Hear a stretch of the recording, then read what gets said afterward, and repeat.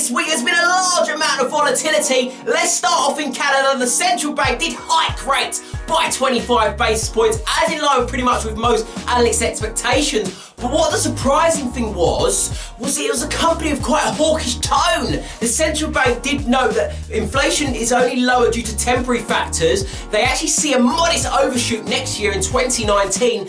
And actually going to start setting targets specifically around inflation. So quite hawkish there from the central bank. We did see a large amount of Canadian dollar strength, looking particularly at dollar CAD, or as we know it as loonie.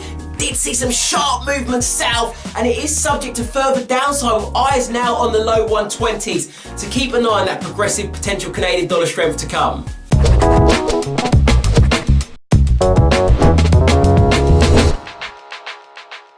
Looking over in the US then, Janet Yellen at her testimony, she did strike a dovish tone out of expectations for analysts in terms of what they're expecting for her tone there. But what I would say is she did signal uncertainty surrounding inflation, noting though that it's only due to a few unusual reductions in certain categories of prices for the US.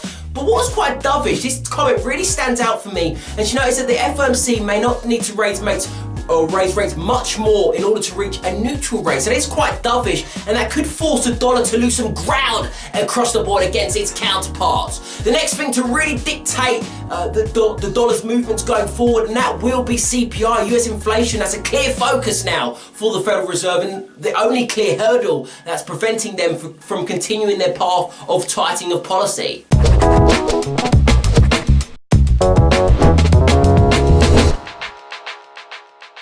Looking over in Europe then, we did see on the news wires that Draghi is going to be scheduled to speak at the Federal Reserve's annual Jackson Hole meeting. This is famous for the Federal Reserve, where they first announced their own QE, their bond buying and mortgage-backed securities purchase program. So Draghi is expected to actually continue to signal the ECB's encouragement of the improvement of the bloc's recovery that it's been making, and potentially to announce or give us some ideas, and very clear ideas, on when they're going to start tapering their QE, as we have seen large improvements in the economy. The only issue for them at the moment is a global issue, which is inflation still quite low, and that was highlighted by a few members that we've seen this week.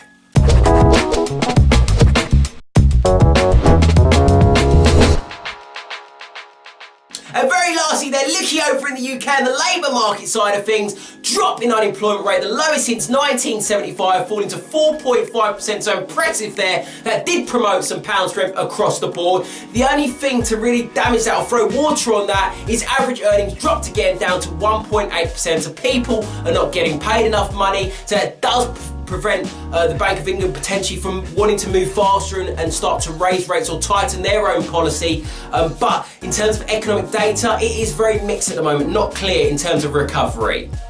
So other than that, that's it from me. I hope you've had a smashing trading week and have a great weekend. Thank you.